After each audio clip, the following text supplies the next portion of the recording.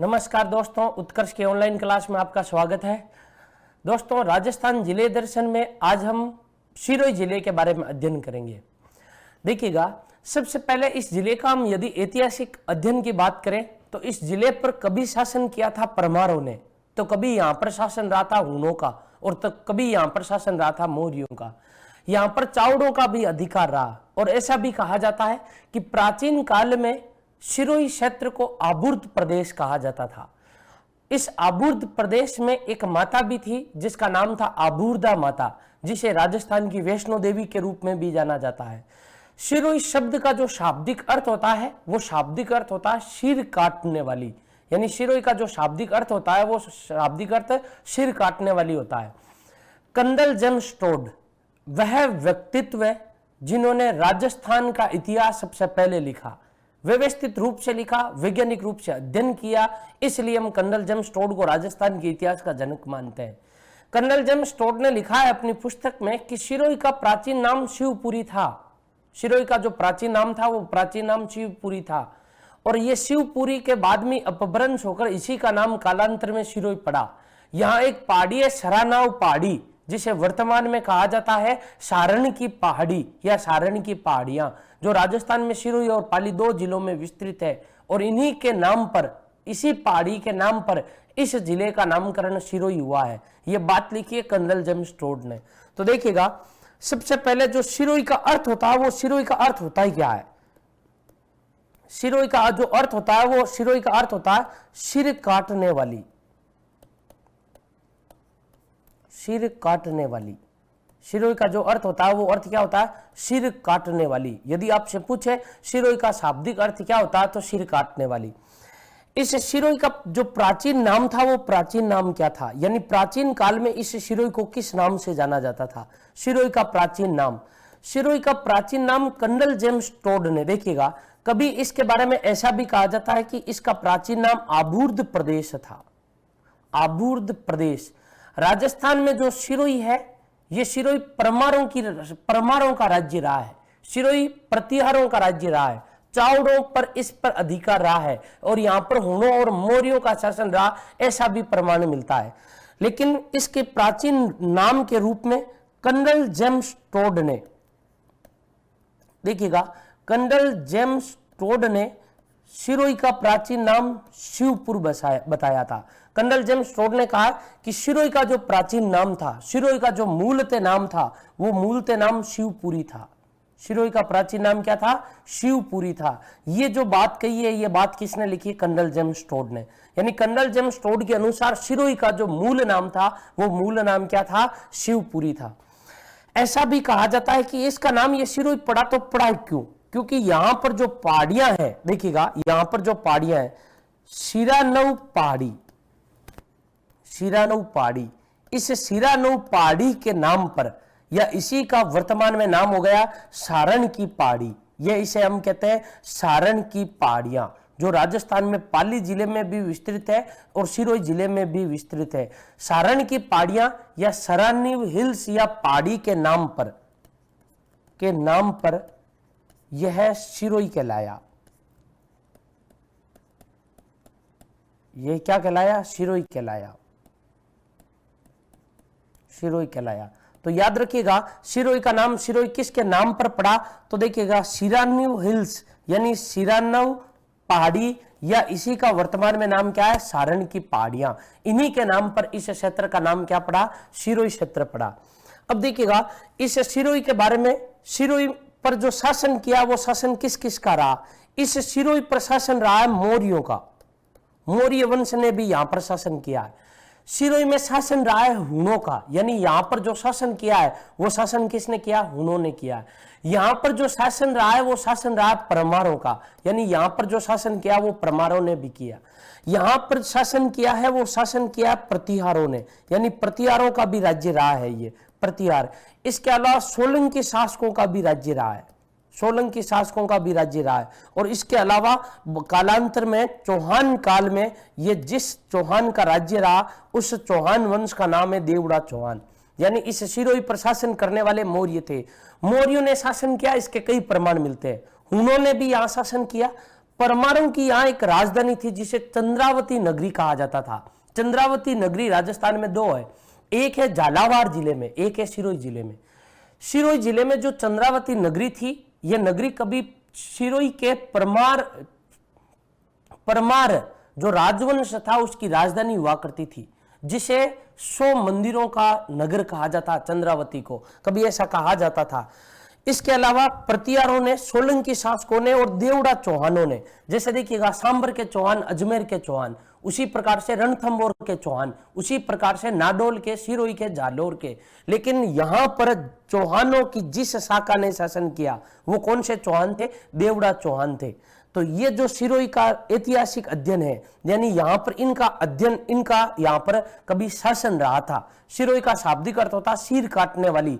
प्राचीन नाम आबूर्द प्रदेश मिलता है। कंडल जेम्स टोड ने सिरोही का मूल नाम शिवपुरी बताया था और कहा कि इस क्षेत्र का नाम जो सिरोही पड़ा है वो सरानव हिल्स या सारण की पहाड़ियों के नाम पर पड़ा है।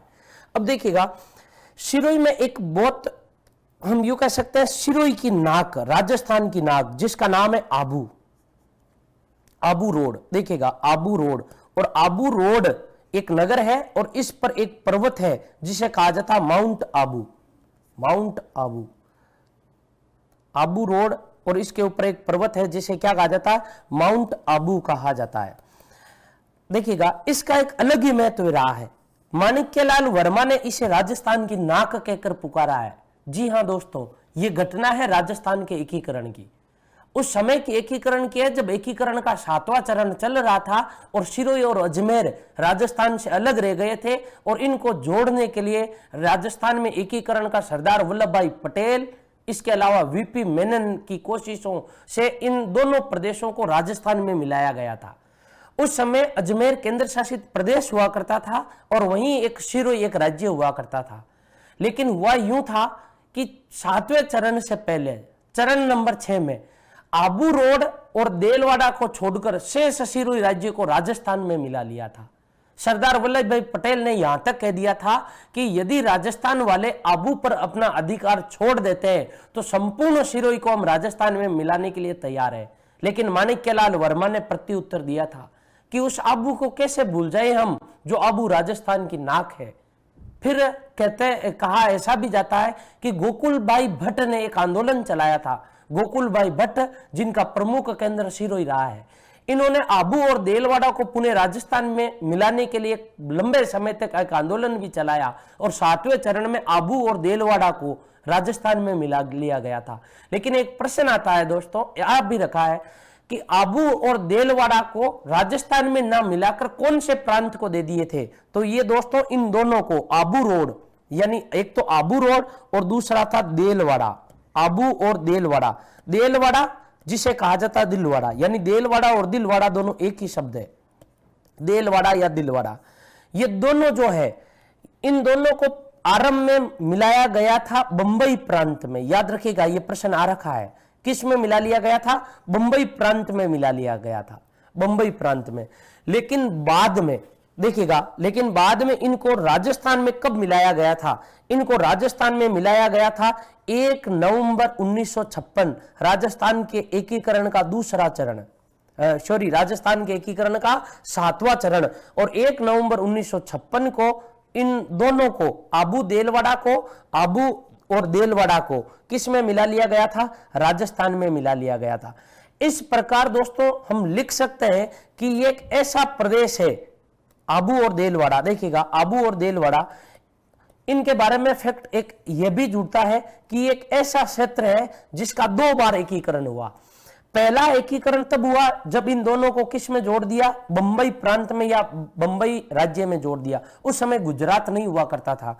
और दूसरा एकीकरण तब हुआ जब इनको 1 नवंबर 1956 को किस में जोड़ दिया गया? राजस्थान में, यानी बंबई प्रांत में इनको जोड़ा गया था 26 जनवरी 1950 में। 26 जनवरी 1950 में। और 26 जनवरी 1950 में हम यूं कह सकते हैं कि 26 जनवरी 1950 को भारत का संविधान लागू हुआ था और इसी दिन इन दोनों को बंबई प्रांत में जोड़ दिया। फिर एक गोकुल भाई भट्ट के नेतृत्व में लंबा संघर्ष, गोकुल भाई भट्ट के नेतृत्व में एक लंबा संघर्ष हुआ और माणिक्यलाल वर्मा ने आबू और देलवाड़ा को राजस्थान की नाक कहते हुए राजस्थान में मिलाने के लिए समर्थन दिया था। वहीं सरदार वल्लभ भाई पटेल इसको गुजरात में मिलाने के पक्ष में थे और अंततः 1 नवंबर 1956 को ये राजस्थान में मिल गए और आधुनिक राजस्थान का निर्माण हुआ। ये जो महत्व था, ये महत्व किसका था दोस्तों? आबू और देलवाड़ा का महत्व था। अब देखिएगा यहां पर यह भी पूछा जा सकता है, इनका जो एकीकरण हुआ है वो इनका एकीकरण कितनी बार हुआ है? 2 बार एकीकरण हुआ आबू और देलवाड़ा का। कितनी बार? 2 बार एकीकरण हुआ। पहले मुंबई में हुआ और फिर कहां हुआ? राजस्थान में हुआ। अब देखिएगा सिरोही जिले में दोस्तों कौन कौन से मेले लगते हैं, उन मेलों के बारे में हम अध्ययन करते हैं। प्रमुख रूप से जो मेले लगते हैं उन मेलों के बारे में अध्ययन करते हैं। सिरोही जिले के मेले, जैसे प्रमुख मेले सिरोही में एक मंदिर है जिसे कहा जाता है सारणेश्वर महादेव का मंदिर। देखिएगा सारणेश्वर महादेव का मंदिर, और इस मंदिर में जो मेला लगता है उस मेले का नाम क्या है? सारणेश्वर महादेव का मेला। सारणेश्वर महादेव का मेला, ये जो मेला लगता है देखिएगा सारणेश्वर महादेव के मंदिर में लगता है और ये है कहां पर? सिरोही में है। देखिएगा भगवान शिव का ये मंदिर है। दो बातों से पता चलता है, एक तो महादेव शब्द आ गया, एक ईश्वर शब्द आ गया। जिस मंदिर के अंत में ईश्वर शब्द आए वो मंदिर किसका होता है? भगवान शिव का होता है। ये जो मेला लगता है ये मेला लगता है महाशिवरात्रि को। ये जो मेला है ये मेला कब लगता है? महाशिवरात्रि को लगता है। और महाशिवरात्रि कब आती है? महाशिवरात्रि आती है फाल्गुन कृष्ण त्रयोदशी, यानी फाल्गुन कृष्ण त्रयोदशी को क्या मनाई जाती है? महाशिवरात्रि मनाई जाती है। इसके अलावा गौतम ऋषि का मेला नंबर 2, देखिएगा गौतम ऋषि का मेला। गौतम ऋषि को पाली जिले में भूरिया बाबा कहा जाता है। गौतम ऋषि को देखिएगा पाली जिले में क्या कहा जाता है? नाना रेलवे स्टेशन जो पाली में है वहां पर भी इनका मंदिर है, वहां पर इनको कहा जाता है गौतम। देखिएगा वहां पर इनको क्या कहा जाता है? गौतमेश्वर। 3 नाम है इनके, गौतमेश्वर, भूरिया बाबा भी कहा जाता है और गौतम ऋषि भी कहा जाता है। लेकिन यदि आपसे पूछे कि गौतम ऋषि का मंदिर कहां पर है, गौतम ऋषि का, तो आपको यह करना चोटीला गांव। जो गांव है वो गांव कौन सा? चोटीला गांव। और चोटीला गांव कहां पर है? सिरोही में। ये यहां पर इनका क्या लगता है? प्रतिवर्ष मेला लगता है। इसके अलावा मेला नंबर 3 गौर मेला। देखिएगा जो गौर मेला लगता है ये लिखता है सियावा में, और सियावा कहां पर है? सिरोही में। गौर मेला यानी गौर मेला, इस मेले के बारे में कहा जाता है कि सियावा गांव का गौर मेला पूरे सिरोही का प्रसिद्ध है। सियावा गांव है और गौर मेला है। इसके अलावा नक्की झील का मेला। नक्की झील कहां पर है? माउंट आबू में। नक्की झील, ऐसा मान्यता है कि देवताओं ने अपने नाखूनों से इस झील का निर्माण किया था। झील का नाम क्या है? नक्की झील। और नक्की झील कहां पर है? माउंट आबू में। और माउंट आबू में नक्की झील के किनारे नक्की झील का मेला बढ़ता है। नक्की झील का प्रतिवर्ष क्या बढ़ता है? मेला लगता है। लेकिन मात्रा माता का मेला, देखिएगा एक बहुत भव्य मेला है जिसका नाम क्या है? मात्रा माता का मेला। आपसे पूछा जा सकता है मात्रा माता का मेला कहां लगता है? मात्रा माता का मेला कहां लगता है? तो ये मेला लगता है सिरोही में। ये 5 मेले। जो मेला नंबर है 6, ये सबसे बड़ा मेला है जिसे मार्कंडेश्वर मेला भी कहा जाता है।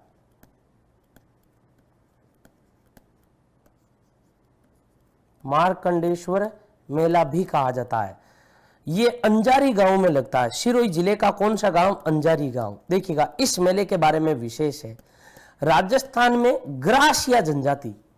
देखिएगा राजस्थान में अनेक जनजातियां जैसे भील, मीणा, इसके अलावा कथोड़ी, ग्रासिया जनजाति का राजस्थान में जो सबसे बड़ा मेला लगता है उस मेले का नाम यही है, मांडकेश्वर मेला। कौन से गांव में? अंजारी गांव में। जैसे शेरिया जनजाति का सबसे बड़ा मेला कपिल धारा का मेला जो कहां पर लगता है? 12 में लगता है। उसी प्रकार से भीलों का सबसे बड़ा मेला डूंगरपुर में लगता है, बेणेश्वर मेला। उसी प्रकार से ये जो मेला है इस मेले के बारे में कहा जाता है कि ये पूरे राजस्थान में ग्रासिया समुदाय का सबसे बड़ा मेला है। ग्रासिया समुदाय का सबसे बड़ा मेला, समुदाय का सबसे बड़ा मेला। ग्रासिया समुदाय का सबसे बड़ा मेला। जो मेला है उस मेले का नाम क्या है? मार्कंडेश्वर मेला। जो नक्की झील है दोस्तों, ग्रासिया जनजाति के लोग अपने पूर्वजों की अस्थियां इसी झील में विसर्जित करते हैं। ग्रासिया जनजाति के लोग सबसे पवित्र झील इसी झील को मानते हैं। इसी झील के बारे में कहा जाता है कि इसी झील को ग्रासिया जनजाति की गंगा कहा जाता है। इस झील का जो महत्व है वो ग्रासिया जनजाति के लिए है। ग्रासिया जनजाति के मूलतः ऐसा भी कहा जाता है कि ज्वालामुखी उद्गम से इस झील का निर्माण हुआ। मान्यताओं के अनुसार देवताओं ने अपने नाखूनों से इस झील का निर्माण किया। तो ये दोस्तों सिरोही जिले के प्रमुख क्या थे? मंदिर, प्रमुख मंदिरों में लगने वाले मेले थे। जैसे देखिएगा सारणेश्वर, सिरोही जिले में गांव है जिसका नाम है देखिएगा सारण की पहाड़ियां। सारण की पहाड़ियों की तलहटी में एक मंदिर बन रखा है, उस मंदिर का नाम है सारणेश्वर महादेव का मंदिर। सिरोही में महाशिवरात्रि के दिन प्रतिवर्ष मेला लगता है। भूरिया बाबा, गौतम ऋषि या गौतमेश्वर, नाम एक है लेकिन तीनों के मंदिर अलग अलग। भूरिया बाबा का मंदिर पाली जिले में, राणा रेलवे स्टेशन के निकट। गौतम ऋषि का मेला देखिएगा चोटीला गांव सिरोही में, और जबकि गौतमेश्वर मेला अरनोद प्रतापगढ़ में है। गौर मेला सिरोही जिले के सियावा गांव में यह मेला आयोजित होता है। गौर, इस मेले का संबंध भी ग्रासिया जनजाति से है। इसके अलावा नक्की झील का मेला, यानी इस झील के किनारे मेला लगता है। इस झील का धार्मिक महत्व की दृष्टि से यह मेला आयोजित होता है। एक है मात्रा माता का मेला, यह भी सिरोही जिले में बढ़ता है। आपसे सीधा सीधा पूछा जा सकता है राजस्थान में मात्रा माता का मेला कहां लगता है? और याद करके रखिएगा वीरात्रा माता कहां पर है? चोटन बाड़मेर में, और मात्रा माता सिरोही में। इसके अलावा मार्कंडेश्वर अंजारी गांव में ग्रासिया समुदाय का यह सबसे बड़ा मेला है। अब देखिएगा ये दोस्तों सिरोही जिले के जो प्रमुख मेले थे उन प्रमुख मेलों के बारे में हमने अध्ययन किया। प्रमुख मेले के बाद में अब हम पढ़ते हैं सिरोही जिले में जो प्रमुख महत्वपूर्ण तथ्य हैं उन महत्वपूर्ण तथ्यों के बारे में। दोस्तों राजस्थान में जो कपास का उत्पादन होता है सर्वाधिक वो पूर्वी राजस्थान में होता है। कपास के लिए जो उपयुक्त मिट्टी मानी जाती है वो उपयुक्त मिट्टी काली मिट्टी मानी जाती है। इसी कारण राजस्थान में काली मिट्टी का सर्वाधिक जमाव पूर्वी राजस्थान में कोटा, बूंदी, बारां यानी हाड़ौती क्षेत्र में। देश में जो सर्वाधिक कपास का उत्पादन होता है वो गुजरात में होता है क्योंकि वहां काली मिट्टी है। उसी प्रकार से राजस्थान में यदि आपसे पूछे कि सर्वाधिक मालवी कपास का उत्पादन, मालवी कपास यानी जिस कपास का संबंध मालवा क्षेत्र से रहा हो, मध्य प्रदेश से रहा हो, मांडू से रहा हो, मध्य देश से रहा हो, उस कपास का जो सर्वाधिक उत्पादन होता है राजस्थान में, वो राजस्थान में सर्वाधिक उत्पादन सिरोही जिले में होता है। तो मालवी कपास का सर्वाधिक उत्पादन कौन से जिले में? सिरोही जिले में होता है। देखिएगा राजस्थान का प्रथम इंटरनेट कैफे, राजस्थान का जो प्रथम इंटरनेट कैफे स्थापित किया गया है राजस्थान का राज्य का, वो कहां पर स्थापित किया गया? आबू रोड में स्थापित किया गया। और आबू रोड सिरोही की एक क्या है? तहसील है। आबू पर्वत पर एक विशिष्ट प्रकार का गिरगिट पाया जाता है जिसे केमिलोन कहा जाता है, और इसी का दूसरा नाम है गिरडा या हालाडूला, और जिसका अर्थ क्या होता है? आलसी प्राणी होता है।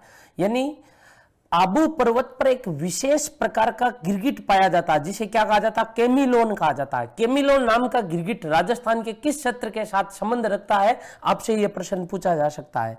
जिसका दूसरा नाम या जिसे क्या कहा जाता है? जिसे गिरडा या हालाडूला भी कहा जाता है, और जिसका अर्थ क्या होता है? उसका अर्थ होता है आलसी प्राणी।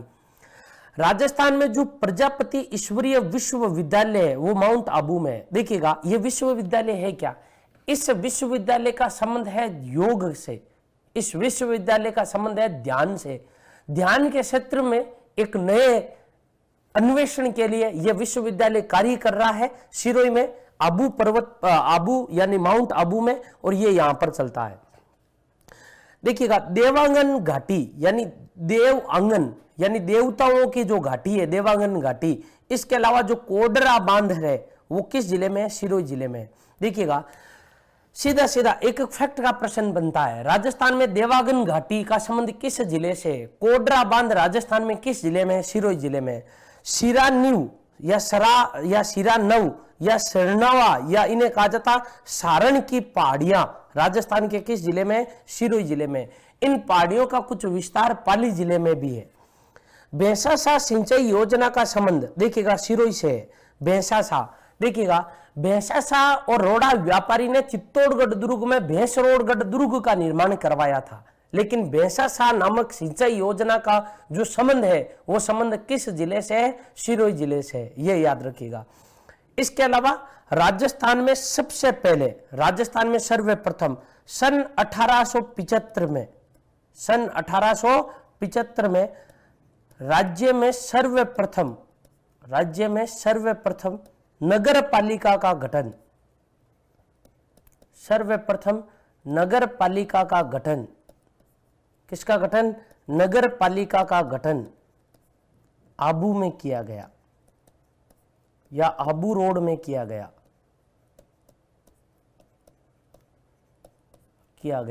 तो याद रखिएगा, राजस्थान में सर्वप्रथम नगर पालिका का जो गठन किया गया राज्य में सर्वप्रथम, वो कब किया गया? 1875 में किया गया। और देखिएगा कहां पर किया गया? आबू रोड यानी सिरोही में किया गया। उसी प्रकार से देखिएगा दोस्तों, राजस्थान में दूध बावड़ी का संबंध किससे है? आपसे पूछा जा सकता है, राजस्थान में जो बावड़ी है, दूध बावड़ी है कहां पर? ये दूध बावड़ी है आबू पर्वत पर। जो दूध बावड़ी है वो दूध बावड़ी कहां पर है? आबू पर्वत पर, सिरोही में दूध बावड़ी। इस बावड़ी के बारे में कहा जाता है कि प्राचीन काल में ऋषि मुनि इस बावड़ी का प्रयोग करते थे और इस बावड़ी में से दूध निकलता था।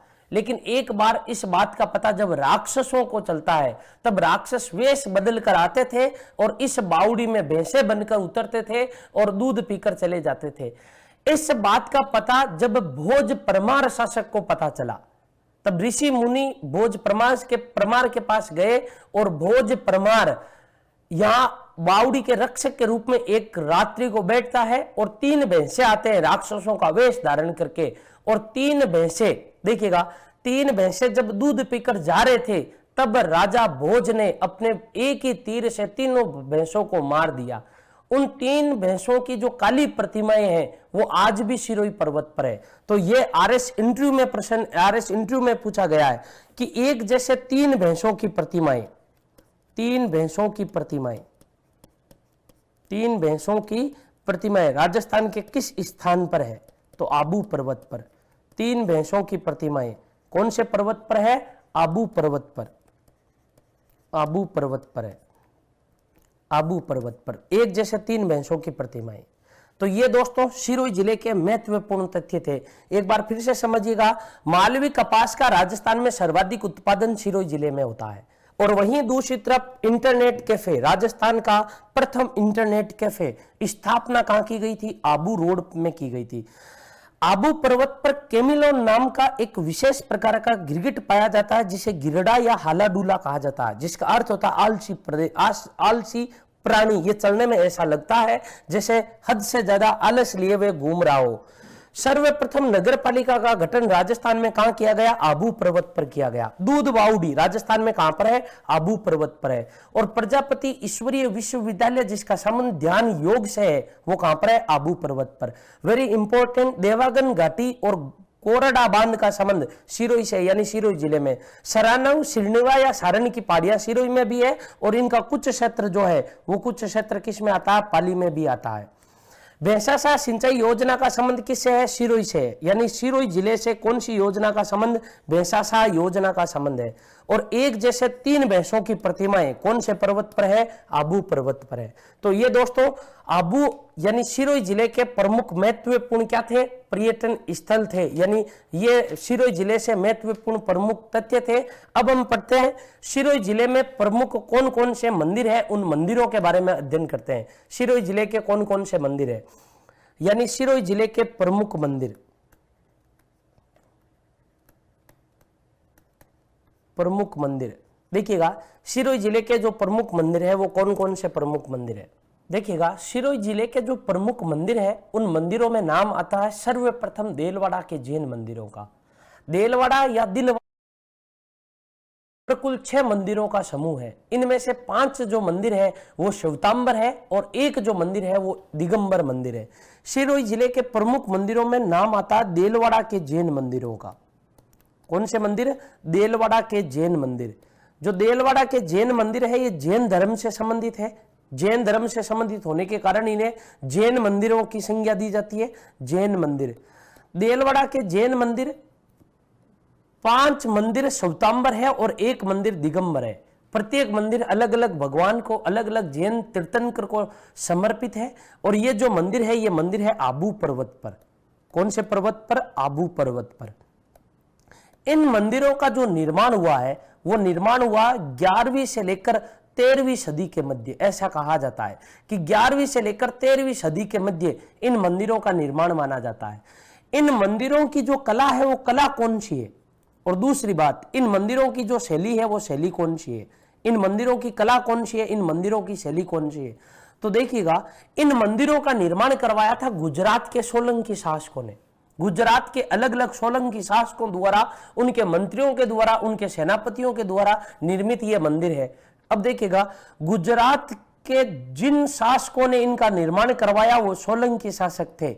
और सोलंकी शासकों की जो कला है, वो इतिहास में सोलंकी कला कहलाई। तो ये मंदिर जिस कला में निर्मित है, उस कला का नाम है सोलंकी कला।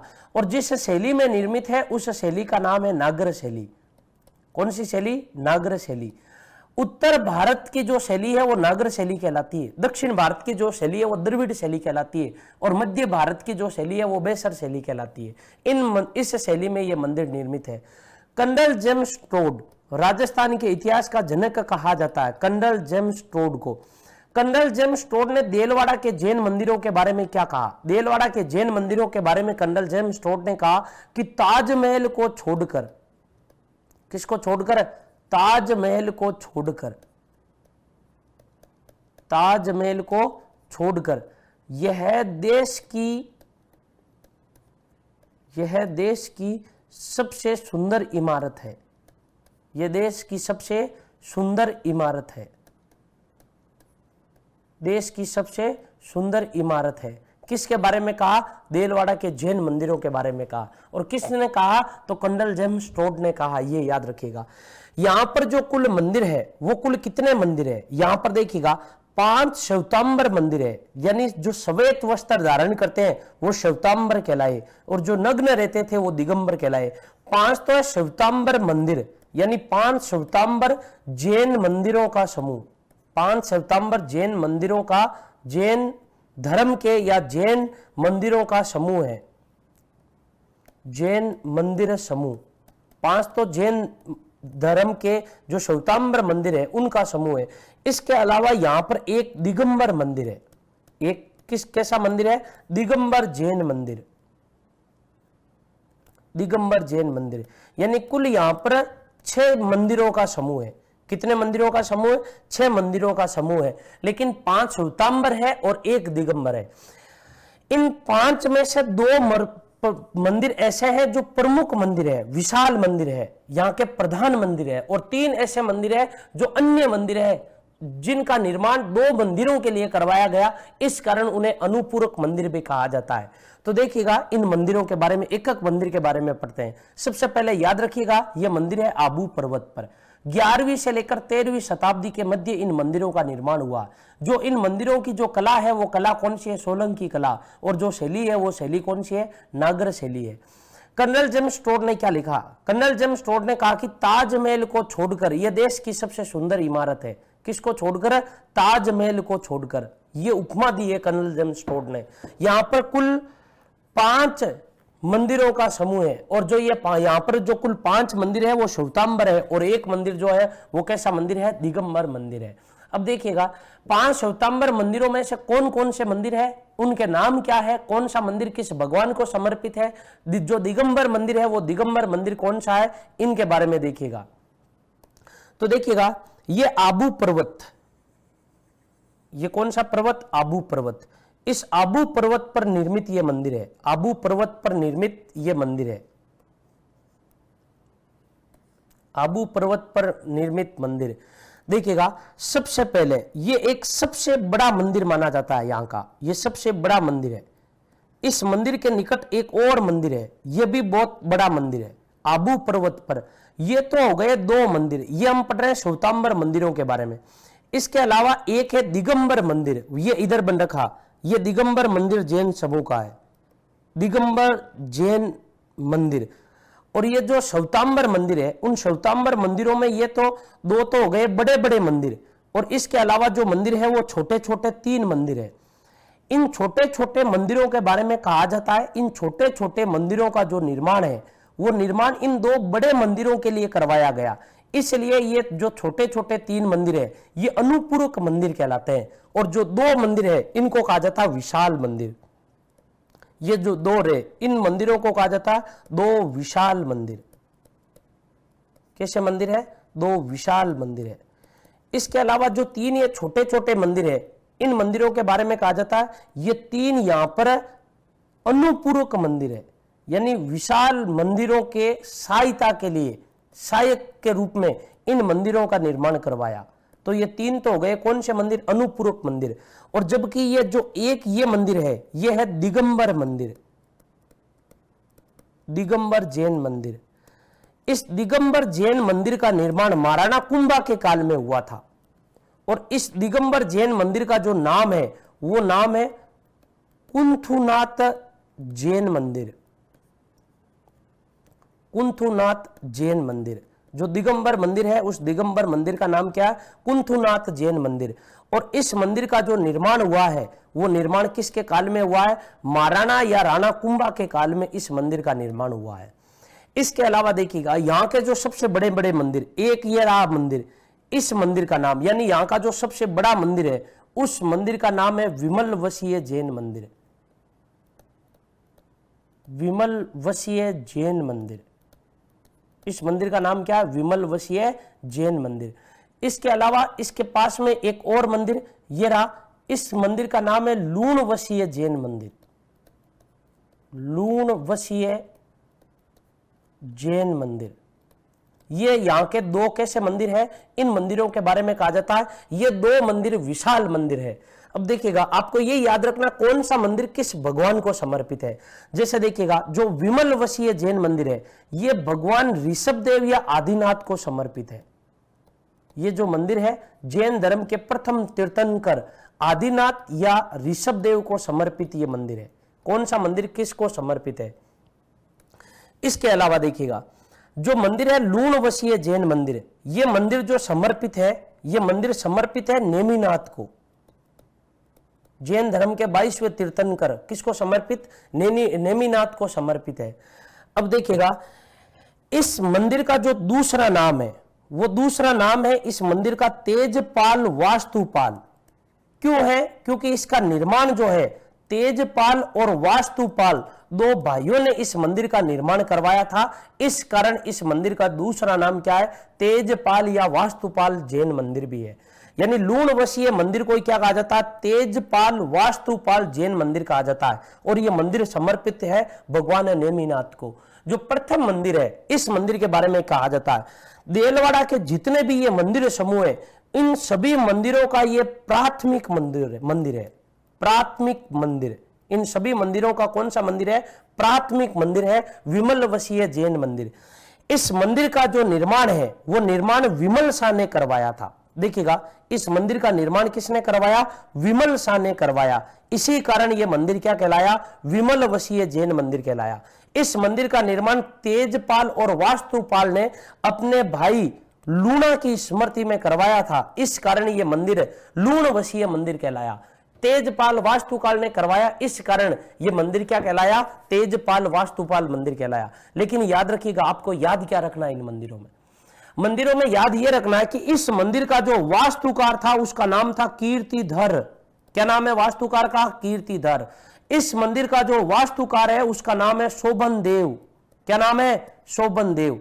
और आपने सुने होंगे देवरानी जेठानी के गोखड़े, देवरानी जेठानी के गोखड़े ये इसी मंदिर पर है। किसके? देवरानी जेठानी के गोखड़े। देवरानी जेठानी के गोखड़े कौन से मंदिर पर? लूणवसीय मंदिर, गवाक्ष या गोखड़े दीवार पर लग रखे हैं। ये तो गए 2 कौन से मंदिर है? विशाल मंदिर है। अब हम बात करते हैं अनुपूरक मंदिरों के बारे में। अनुपूरक ये रहा मंदिर, जैसे अनुपूरक मंदिर, इस मंदिर का नाम है चोमुका जैन मंदिर। मंदिर का नाम क्या? चोमुका जैन मंदिर। चोमुका जैन मंदिर।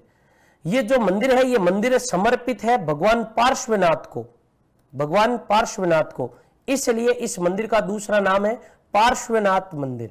नाम से पता चल रहा, समर्पित किसको है? पार्श्वनाथ को समर्पित है। इस मंदिर का निर्माण शिलावटों ने करवाया था। देखिएगा, इस मंदिर का जो निर्माण किया गया वो शिलावटों ने किया। शिलावट यानी पत्थर का कार्य करने वाली जाति, शिलावटों का मंदिर भी कहते हैं, इसलिए इस मंदिर को क्या कहते हैं? शिलावटों का मंदिर भी कहते हैं। देखिएगा, चोमुका जैन मंदिर, यानी ये जो मंदिर है, ये मंदिर पंचायतन शैली में निर्मित है। कौन सी शैली में? पंचायतन शैली में निर्मित है। 4 मूर्तियां 4 दिशाओं में, एक मूर्ति मुख्य गर्भ में, इस शैली को कौन सी शैली कहते हैं? पंचायतन शैली कहते हैं। चौमुखा यानी पार्श्वनाथ जैन मंदिर, शिलावटों का मंदिर, चौमुखा जैन मंदिर। इसके अलावा यह मंदिर जिसे कहा जाता आदिनाथ मंदिर, कौन सा मंदिर कहा जाता? आदिनाथ मंदिर कहा जाता है, आदिनाथ मंदिर। इसी मंदिर का दूसरा नाम है पीतलहर मंदिर, पीतलहर मंदिर। यह मंदिर समर्पित है आदिनाथ को। इसे ही कहा जाता है भीमाशा का मंदिर, क्योंकि इसका निर्माण भीमाशा ने करवाया था। भीमाशा मंदिर, भीमाशा ने मंदिर का निर्माण करवाया। इस मंदिर में 108 मन, देखिएगा 108 मन पीतल लगा हुआ है आदिनाथ की प्रतिमा पर, इसलिए इसे पीतलहर मंदिर कहा जाता है। और जो सबसे छोटा मंदिर है उस मंदिर का नाम है महावीर स्वामी का मंदिर। कौन सा मंदिर है? महावीर स्वामी का मंदिर। तो ये तो हो गए 5। देखिएगा, 3 हो गए विशाल मंदिर और 2 कैसे मंदिर हो गए? अनुपूरक मंदिर हो गए। और जबकि जो एक मंदिर है वो एक मंदिर कैसा है? दिगंबर जैन मंदिर है। तो दोस्तों, ये देलवाड़ा के जैन मंदिर जो थे, जैन मंदिरों का जो कुल 6 मंदिरों का समूह था, इन 6 मंदिरों के समूह के बारे में हमने अध्ययन किया। दोस्तों, देलवाड़ा जैन मंदिरों के बाद में हम पढ़ते हैं एक मंदिर जिसे कहा जाता है रसिया बालम का मंदिर। राजस्थान में जो रसिया बालम का मंदिर है, रसिया बालम, रसिया और बालम इन दोनों की प्रेम कहानी को प्रदर्शित करता हुआ यह मंदिर है। और यह मंदिर है आबू पर्वत पर। इस मंदिर का नाम क्या है? रसिया बालम मंदिर, रसिया बालम या रसिया बालम का मंदिर। इस मंदिर को कुंवारी कन्या का मंदिर भी कहा जाता है। इस मंदिर का दूसरा नाम है कुंवारी कन्या का मंदिर, कुंवारी कन्या का मंदिर। यह मंदिर है कहां पर? आबू पर्वत पर है, आबू पर्वत पर। आबू पर्वत पर निर्मित यह मंदिर जिसे कहा जाता रसिया बालम का मंदिर या इसे कहा जाता कुंवारी कन्या का मंदिर। इस मंदिर का संबंध रसिया और बालम से है। एक ऐसा युगल जो आपस में प्रेम कहानी के लिए प्रसिद्ध हुए थे, जिसमें जो रसिया है और जो बालम है, इन दोनों का विवाह नहीं होता है, लेकिन इनकी एक प्रेम कहानी थी। इस प्रेम कहानी पर आधारित यह मंदिर है। इस मंदिर में देखिएगा 2 पाषाण मूर्तियां हैं। इस मंदिर में जो मूर्तियां हैं वो 2 पाषाण मूर्तियां हैं, यानी 2 किसकी मूर्तियां हैं? पत्थरों की मूर्तियां, 2 पाषाण मूर्तियां। इन 2 पाषाण मूर्तियों में एक तो मूर्ति है रसिया की, देखिएगा रसिया की, और जो दूसरी मूर्ति है वो दूसरी मूर्ति है बालम की। एक तो है रसिया की और दूसरी जो मूर्ति है वो किसकी है? बालम की मूर्ति है। अब देखिएगा, जो रसिया है एक तो इसकी और एक बालम की है। जो बालम की मूर्ति है, आपको इसमें यह याद रखना है कि हाथ में विष का प्याला लिए हुए खड़ा है, हाथ में विष का प्याला, विष का प्याला, हाथ में विष का प्याला लिए हुए खड़ा है बालम। और उसके सामने जो मूर्ति है वो युवती यानी रसिया की मूर्ति है, और जो युवक है वो युवक कौन है? बालम है। इन दोनों की मूर्तियां हैं, यानी ये प्रेम कथा पर आधारित मंदिर आबू पर्वत पर है, जिसका संबंध कहां से है? सिरोही जिले से है।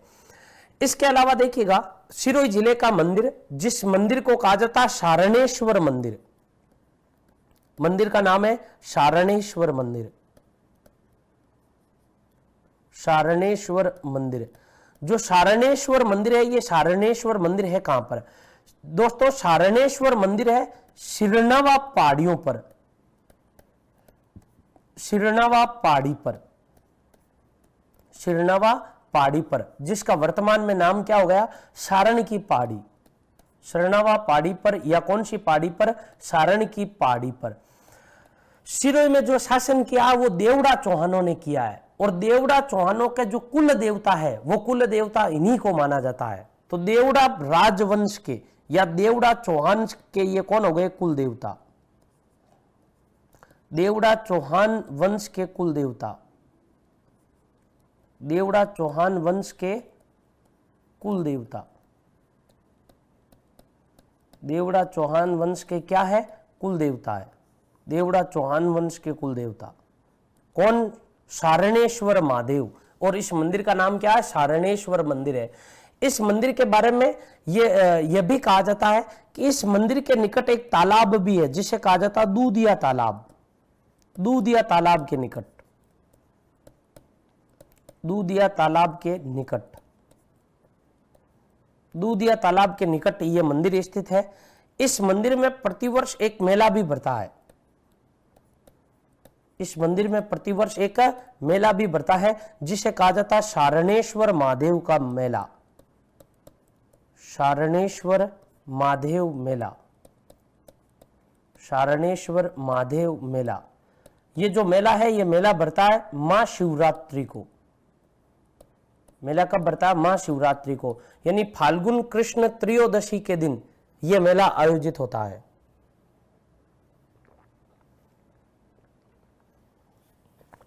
इसके अलावा देखिएगा रसिया बालम का मंदिर, सारणेश्वर मंदिर, इसके अलावा ऋषिकेश मंदिर।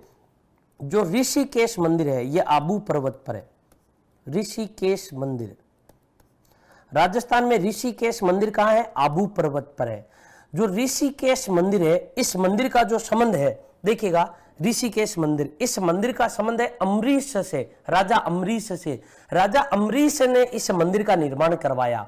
और जो परमार वंश की जो चंद्रावती राजधानी थी, जो अमरावती थी, चंद्रावती का बाद में नाम पड़ा था अमरावती, अमरावती राजधानी का आरंभ यहीं से माना जाता है।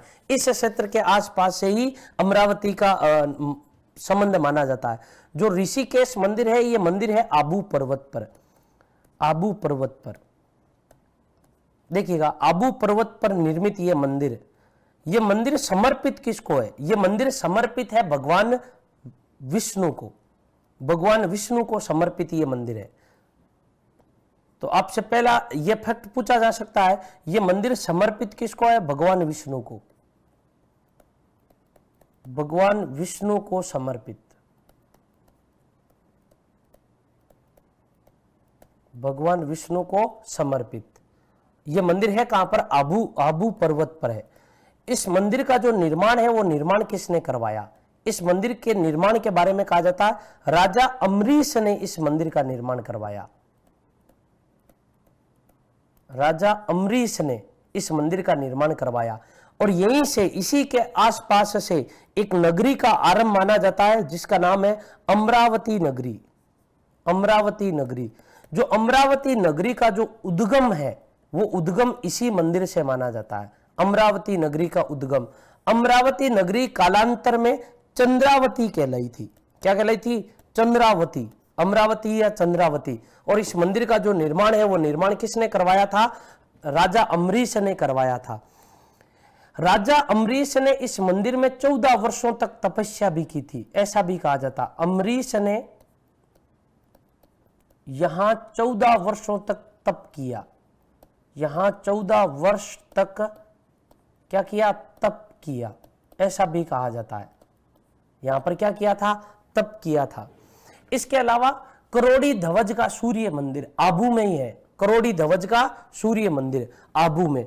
आबू में भी कहां पर? देखिएगा, करोड़ी ध्वज का सूर्य मंदिर, करोड़ी ध्वज का सूर्य मंदिर, सूर्य मंदिर, यह मंदिर है देवागन घाटी में। देखिएगा, देवागन घाटी का जो संबंध है, वो संबंध कहां से है? सिरोही से है।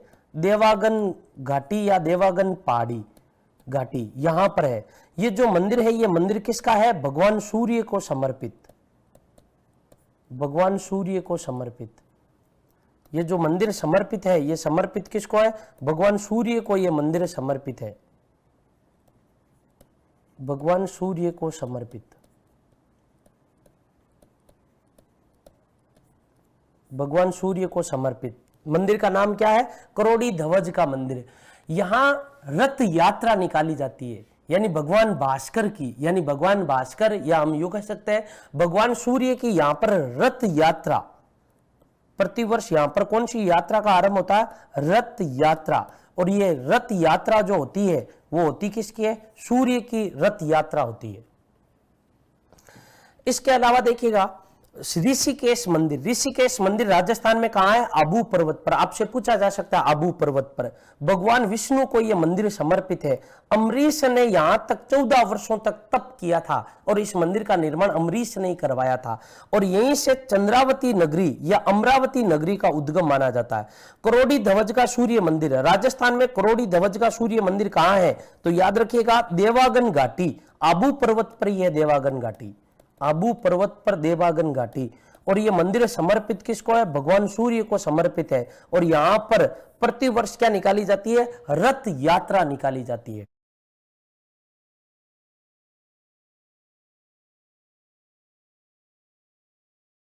अबूर्द माता, ये अबूर्द माता या इसे कहा जाता आबूर्दा माता। सिरोही का जो प्राचीन काल में जो नाम था वो आबूर्द प्रदेश था। इसका मतलब इस माता का संबंध कहां से है? सिरोही से है। ये मंदिर निर्मित है माउंट आबू पर, माउंट आबू पर। ऐसा कहा जाता है कि परमारों की जो कुल देवी थी, परमारों की जो कुल देवी थी, वो परमारों की कुल देवी कौन थी? यही थी। इसीलिए इसे आबू की आराध्य देवी कहा जाता है। इस देवी को क्या कहा जाता है? आबू की आराध्य देवी, आबू की आराध्य देवी, संपूर्ण आबू नगर की ये कौन है? आराध्य देवी है। ये परमार वंश की कुल देवी है। किसकी कुल देवी? परमार वंश की कुल देवी, या हम लिख सकते हैं ये परमारों की कुल देवी है। किसकी कुल देवी है? परमारों की कुल देवी, आबूर्द माता या आबूर्दा माता। आबू पर्वत पर इस माता का मंदिर है। इस माता का जो मंदिर है वो मंदिर एक गुफा में है। किसमें है? गुफा में है। चारों तरफ पहाड़ियां ही पहाड़ियां। इस कारण इस माता को क्या कहा जाता है? याद रखिएगा, इसी कारण इस माता को कहा जाता है राजस्थान की वैष्णो देवी। जो राजस्थान की वैष्णो देवी कहा जाता है वो इसी माता को कहा जाता है, राजस्थान की वैष्णो देवी। वैष्णो देवी, राजस्थान की वैष्णो देवी कहा जाता है। कौन सी माता को? आबूर्दा माता को कहा जाता है। इस आबूर्दा माता के बारे में ऐसी किंवदंतियां देखने को मिलती है कि यहां पर जो मूर्ति है ये मूर्ति भूतल से प्रकट हुई, मूर्ति भूतल से प्रकट हुई, भूतल से प्रकट हुई, अपने आप प्रकट हुई थी ये मूर्ति इस माता के मंदिर में। ये मंदिर है कहां पर? आबू पर्वत पर यह मंदिर है। संपूर्ण आबू नगर की यह आराध्य देवी है, संपूर्ण आबू नगर की आराध्य देवी। और आबू पर प्राचीन काल में परमारों ने वंश शासन किया था, तो ये परमार वंश की कौन है? कुल देवी है। इस माता का जो मंदिर है वो गुफा में है, चारों तरफ पहाड़ियां ही पहाड़ियां। इस कारण इस माता को राजस्थान की वैष्णो देवी कहा जाता है। इस माता की मूर्ति के बारे में किंवदंती देखने को मिलती है कि ये जो माता है ये माता भूतल से प्रकट हुई है। इसके अलावा एक और स्थान है सिरोही में आबू पर्वत पर जिसका नाम है लख 84। देखिएगा लख 84, लख 84, देखिएगा लख 84। लख 84 है क्या? आबू पर्वत पर एक चट्टान है। उस चट्टान पर ऐसे पद चिन्ह मिलते हैं जिस पर मानव की जो 84 लाख योनियां होती है और उनसे गुजरकर जब मानव जन्म होता है तब कहते हैं कि उन सभी योनियों के 84 लाख योनियों के जो पद चिन्ह मिलते हैं वो पद चिन्ह आबू पर्वत की एक चट्टान पर मिलते हैं। और उस चट्टान का नाम क्या रख दिया? लख 84 रख दिया है। यानी 84 लाख योनियों के जो पद चिन्ह मिलते हैं वो पद चिन्ह यहीं पर मिलते हैं। इसलिए ये एक रहस्यमय स्थान या एक रहस्यमय धार्मिक स्थल के रूप में जाना जाता है। सीधा सीधा प्रश्न आपसे यह पूछा जाएगा, राजस्थान में लख 84 का संबंध कहां से है? आबू पर्वत पर या सिरोही से है।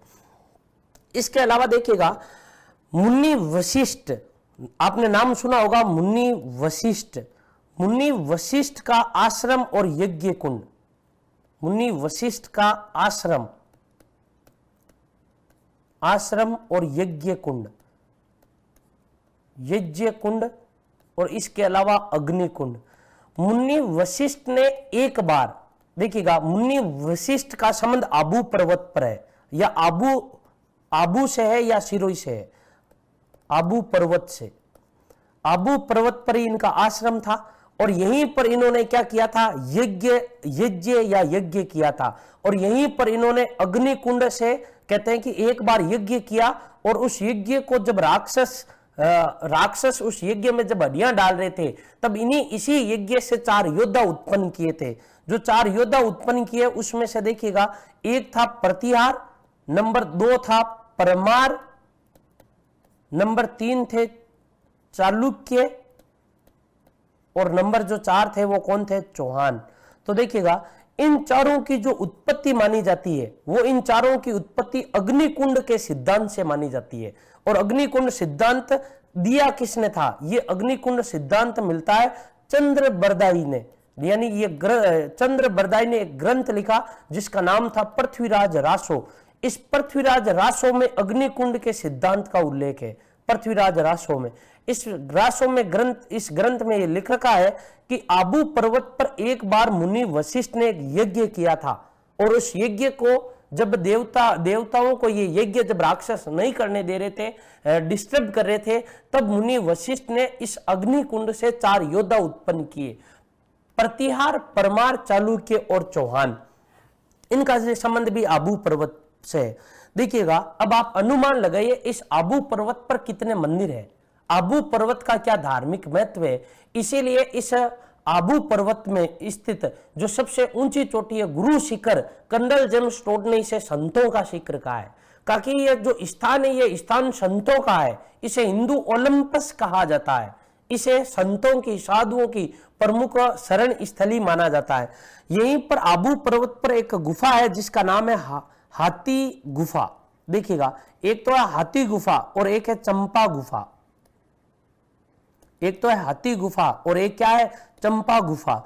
इस गुफा के बारे में आप याद ये रखिएगा, सन 1891 में स्वामी विवेकानंद यहां पर आए थे।